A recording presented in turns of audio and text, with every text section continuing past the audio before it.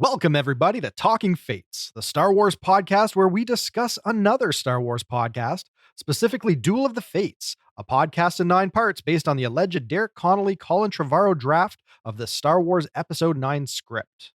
I'm John Murray, co-host of Star Wars TV Talk, along with my TV Talk cohort, Zach Logan, and we are joined this week by Duel of the Fates voice talent Greg LeGros, who plays Tor Valum in this 4th episode of the limited run 9-installment podcast. All right, Zach, take it away. Well, we are super excited to be joined by the voice of Tor Valum, Greg LeGros. Greg, how are you doing, man? I'm very good. Thanks for having me. Well, we are super excited, and this is a really interesting episode because Tor Valum is really a new character, and at this point, it seems to be a pretty influential one in this script. So this is just really awesome. And I also want to encourage our listeners, if they haven't yet, to go and look at some of the concept art for this character, because the rumored concept art is quite crazy and it's really disturbing. And then also this character was kind of adjusted and was even rumored to possibly be in The Rise of Skywalker. So it's just really interesting to see the evolution of this character and to get this mysterious look at it through your voice. So my first question, I guess, is were you a Star Wars fan before this production? Oh, yeah. I have my entire life, as long as I can remember. I was born in 76, so, I was right in the pocket for being immersed in Star Wars culture. My brother is 9 years older than me and also very generous, so he handed down all of the action figures and vehicles he had collected when I was age appropriate, and so I had a lot of stuff, and yeah, it consumed my entire life while growing up. So casual fan. Sure. It's a story old as time. Yeah, you were born very close to when I was born, so Return of the Jedi was probably like your first indoctrination, like when you were really old enough to dig a Star Wars movie. I saw Empire in the theater. Oh, did you? And you actually remember that at like age 4? Well, yeah, I remember. What I remember about it was being really upset. Oh, when mostly about Han Solo being in the carbonite. Sure. Because it would just be on. I didn't understand a lot of the story. I just, I just liked it. I just liked the lightsabers. And when you're 4, it's just the colors and stuff. And so then I remember being at home, and a month or so later, a trailer came on TV for Empire because it was still in theaters. And I flipped out because I saw Han Solo in it, and I forced my mom to take me back to the theater. I'm like, no, it's the new one. He's back. Everything's okay. I need to see him be okay. And then I remember realizing slowly that I was in for the same ride and the same ending, and nothing but disappointment and sadness. Well, fortunately, Harrison Ford didn't get his way back in the 80s, or else it would have been just a roller coaster ride of emotions for you. But that's I guess that's not the Star Wars trilogy we are talking about tonight. No. Zach, to your point, I've got this Tor Valum concept art pulled up on my computer, and I'm just gonna describe like the 2 predominant ones that it seems like they were kind of focusing in on, so that our audience can kind of get a sense of what Greg's trying to convey in his performance. So we've got one version of Tor Valum where it's essentially some sort of waterlogged, super big baby head floating in a swamp. And then you've got this creepy insect-like, almost centipede-ish type of creature that sort of emerges from the baby's head. Like we're talking like dark, bizarre imagery going on here with Tor Valum. And then there's another one that's kind of a bust. So it looks like they were probably further along in production where they're actually making maquettes and they're making sculptures so they can start actually creating digital models. So you've got a version of him where he's got a very elongated head with multiple sets of eyes, and there's something very ghoulish about it also. This is a dark character, but purely from the sound of your voice and the performance and your take on it, you don't bring like a slithering kind of monstrous evil to it. You bring a very contained, just powerful presence to it. So I gotta know, where were you at in your headspace? How are you approaching this character? Did you see the concept art? Was that influencing it? It did, in a way. Like Jamie told me who I'd be playing, and so I Googled it, and I saw all this imagery, and I was like, well, this is a terrible idea. I shouldn't be looking at any of this. All of it's conflicting. Like I didn't really know. Like it did more harm than good, and so I decided to not look at any more images and just the script. And I tried to just think of the tone of villains in the original trilogy. I've really given a good go with the prequels, but I'm not nuts about them. And then there's a lot of like I don't know. There's a lot of goofy things added on to the voice acting for a lot of the monsters and characters and aliens, and it's just so I didn't want to do that. I was just, and I also didn't want to slip right into, well, I'll just do British because that's all the villains. Sure. So I try to just look at the script and think about just the darkest, most horrible place, and that's where you just sit and wait for somebody. Well, it's a brilliant take because a character that is a little bit more contained and you know, you can tell that there's more going on under the surface than what they're presenting. Those tend to be more frightening, and those are the ones that have more of an impact. So the fact that you could command some sort of almost like regal authority, like just there's no messing with this guy. He doesn't have to raise his voice because he knows that he's in control of the situation. You know, so that power that you brought to it, and just the amount of restraint and control, I thought was really fitting for the character. So I'm glad that you landed on that approach to it. I think it works really well, personally. Oh, right on. I'm glad to hear that because it was nerve wracking. Yeah. Well, and I thought it was super interesting because you have this very interesting Kylo Ren in this script where he is struggling at being the big bad guy, right? Like he's trying to prove to the galaxy that he's the one to be feared. And then he encounters Tor Valum, who isn't taking any of his BS. Like he's got his lightsaber thrown in his face, and he's just like, hey, like, do you think that you intimidate me? And so I thought that you, of course, portraying that in your voice to where you were very calm and collective, but yet at the same time, we know there's something going on with this character, and there's something ancient and dark because, of course, we hear that from the previous episode about Tor Valum. So yeah, I just thought that was super interesting. And then for you, like there's obviously a motive that this character has. Now, did you think about what the motive was, and if he had a motive, and what it was going to be? I didn't. Well, I only had my little section of script, so which Jamie offered me the previous stuff, and I was like, I want to listen to this. I just got my little chunk, and so what I got out of the script and their interaction was almost a lack of motive. There's so much arrogance and self-satisfaction in what he has achieved and become and how much he's eluded that everything is almost inconsequential or boring at this state for him. So I left him sort of sitting there. And again, the ambiguous villain is usually the most fun. Yeah. Early on anyway. Yeah. It's also nice that you're the first person that we've talked. Well, this is probably one of the first major characters introduced into the story that isn't previously established. So we don't have any baggage coming into this with our expectations of the performance or who the character is. And I have to assume that that's got to be kind of freeing for you to just be able to take that, and whatever you do is the right move, you know, because there's nothing that you need to ape or mimic or, you know, be overly preoccupied with. And I think that just really helps, because I found myself really lost in this episode because of that, because this is finally some uncharted territory for the characters. Yeah, that was a huge treat for me that I don't have to worry about trying to convey something. And I mean, I was excited too as we started recording, and the actor portraying Kylo is doing such a bang up job. I was like, oh man. So that was really exciting and cool, but I was glad I didn't have that kind of pressure on to like, hey, I'm going to be Harrison Ford for everyone. That's great. You know? Right. Exactly. Have you done any voice work before? Like, how did you come into this project? Well, I've been podcasting with my buddies for the last 2 years, but I've never done any voice acting before. I had done some acting in my early 20s and high school.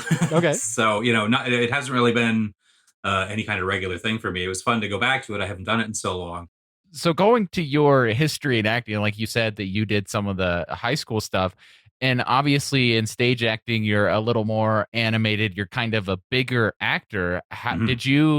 Are you animated when you're actually doing the voiceover stuff? Like, are you moving around your room, or how did you, what was your mannerisms per se for this? For this, I had to turn off the lights.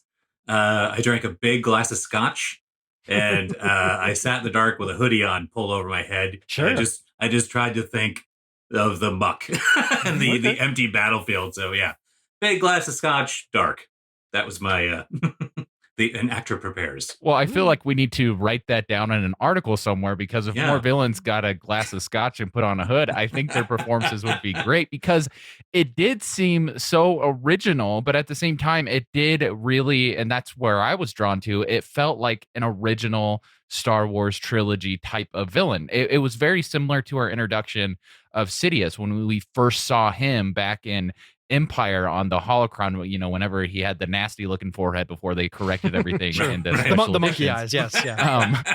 But it was something that was very similar, where you get this feeling to where, oh, Darth Vader was established in the first film as the big bad, but then you find out he's not actually the big bad, and there's an even more mysterious character. So I feel like you really nailed that same type of tone. So that's why I asked how you really, how you set the mood per se. Oh, really? Well, that's great. The other thing I thought about was what I like about this story and this script, and it's so fun to listen to, is there's elements that kind of bring me back to the original trilogy, particularly that we get this sort of like dark version of Luke going to Dagobah, right? Where Kylo's on this solo, like, introspective journey to find more power. And I love it. I think it's so cool. So I like this idea of this sort of alternate horrible, like if Yoda was the worst. Right. Yeah, it's an inversion of Luke's ascendance into the Jedi Order. This is Kylo trying to go deeper into the dark side. This opening scene, it came together great. The score is perfect. Like, it's moody, it's tense. It's just a very, very taut scene to kick off this latest installment. And I just gotta say, your performance, no small part of what was really working at the beginning of this episode. Oh, thanks, man. Yeah, Casey Lyons did the score for the show, and he's done a masterful job. No, I think the whole project's come together very nicely. We're 4 episodes in, and it's actually, it's high in my rotation. Like, it's the one that I'm waiting for it to drop. Yeah, me too. So that says something not just about the script, but also just about I think what everyone brought to it by way of just effort and passion for the project. Yeah. So high marks all around. I got a question for you though. You said that, you only saw your sides, your dialogue before getting involved in the project. Have you read the whole script at this point, or are you still kind of coming into this fresh? No, I'm just listening. I just wanted to hear the show, Okay, so what's your now that we're 4 episodes in, how do you feel it's stacking up? Like, that we're not trying to, throw any shade on Rise of Skywalker, but as an alternate possibility of what episode 9 could have been, how do you feel? Is this maybe more your cup of tea, or did you like what we saw in Rise of Skywalker? Where do you land on the whole Trevorrow or Abrams? Well, with the new trilogy, I loved Force Awakens. It was so fun. It was a great palate cleanser. And when it comes to Last Jedi, I like stuff in it and I don't like stuff in it. It's not about, I don't have any problem with trying to unravel the storytelling. There's just a few things it just didn't work for me. And then when we got to Rise of Skywalker, I had a lot of fun because I had no more expectations or, it's a good, fun time. But I'm finding more and more, I feel like this is the movie I would have wanted to watch more, or the movie I'd be going back to. I like this adventure. I think it has parallels to the previous stories without aping them. It's like, it's showing you a different side. And I really like that. So yeah, I love this story. I think it's great. There's part of me that'll only be eternally sad that I'll never see it on screen, but that's great because we have this. So yeah, you have a top-notch audio drama rendition of it that you can fall back on if you ever want to jump into sort of a bizarro Star Wars world and reminisce on what could have been. And I like Rise of Skywalker. I had a great time. It's fan service, but I'm a fan. Service me. Sure. Please. Well, I think you're definitely in Zach's camp on that, because he walked away very satisfied with the amount of tying up loose ends that, it was a very stuffed movie, but they covered a lot of ground in those 2 hours. So if you were up for the pace of it, there was a lot there to like. So I'm always happy to hear when people walk away saying that, they got something of value of it. Cause unfortunately I was a little saltier on it when it came out, but sure. Where do you land on Last Jedi? I enjoyed Last Jedi. I feel like, there was some stuff that didn't work so great in it. Like many people, they point to the Canto Bight sort of, side adventure that it's the worst. That's why. Yeah. So, there's criticisms to be made, but I think what Rian Johnson got really right was the back and forth between Rey and Kylo. I thought that Oh, was yeah. a really compelling evolution of how you can use the Force in one of these movies, and it really helped to flesh out their characters and make this trilogy something that was a little more divergent from what we'd Mhm. seen in the previous one. So there was a lot to applaud there, but I totally understand why it was divisive for so Yeah. many as well. Mhm. But I at least found it thought provoking and adventurous, and you know, it was a bold move for what Yeah. it was. It was a big swing. Yeah. And a lot of it looks as good as anything has ever looked in Mm. this in the series. Absolutely. Beautiful looking film. And if we're talking about just tone, even though I loved the Rise of Skywalker, I had so much fun with it. Yeah. And Oh, it's like a you said, blast. and I Mhm. definitely see all the fan service stuff, but I'm like, well, I'm a fan service me. I want to see Chewie get his medal, man. Get Chewie the medal. But the way that The Last Jedi ends, I feel like the tone of this alleged script fits better with where The Last Jedi leaves off, because it does leave off very dark. And Yeah. all the characters that have been portrayed so far, even the kind of darker, more grown-up Rey, I feel like just fits better into that Yeah. storytelling. I I'm not couldn't agree saying more. that necessarily Rise of Skywalker's out of place. I'm not saying that at all. But I feel like that this is definitely something that was intentional and was Trevorrow's approach on, okay, this is where we left the characters and this is where we're taking them. Some time has passed and things are really dark. And Kylo Ren he's going to be extremely dark, and he's going to pursue this even more extreme dark character of Tor Valum, who goes back to Plagueis, which is also kind of a fan servicey type of character, because a lot of characters are like, okay, I want to know more about this Plagueis guy. And so even though we don't necessarily get that so far in this episode, we do get that tone that Palpatine had when he's telling Anakin about the tragedy. Like, we get a similar type of feel of this dark, gruesome character. So I have really enjoyed it. So great job on you guys. Right on. Yeah. I'm having fun listening to it. I get to be a fan of something. It's nice. Good. Very good. Maybe we'll leave it there for now. Right on.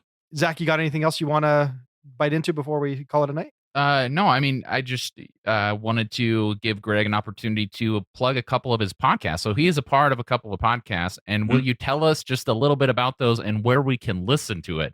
Absolutely.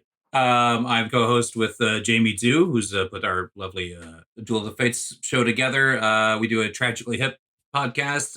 We're both just big fans and decided to start doing that, and it turned into a much, much bigger thing than we had planned, and it's been going great. Anyway, that's the show's called Fully and Completely. You can find it on just about any podcast, wherever you listen to podcasts, or you can go to Jamie's site, which is DEWVRE.com. That's podcasts and such. And then I'm also host of another show, co-host called Time Bandits, and that's your basic movie nerd junk.